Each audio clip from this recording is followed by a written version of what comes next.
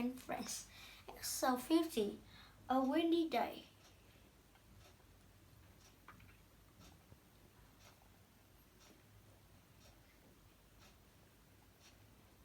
The next day was windy. The wind was strong. "Yay," said Pig. "I will fly my kite today."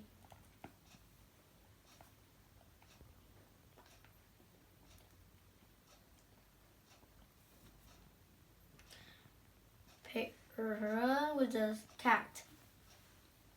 The kite went up, up, up. The kite flew in the sky. Pig pulled the string. The kite turned. Pig pulled the string again. The kite did a big lob. "This is so much fun," said Pig.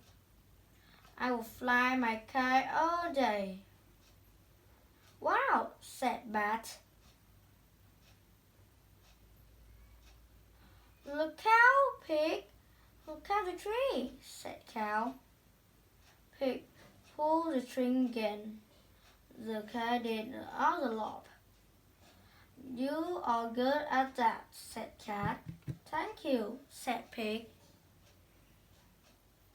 He pulled the string again.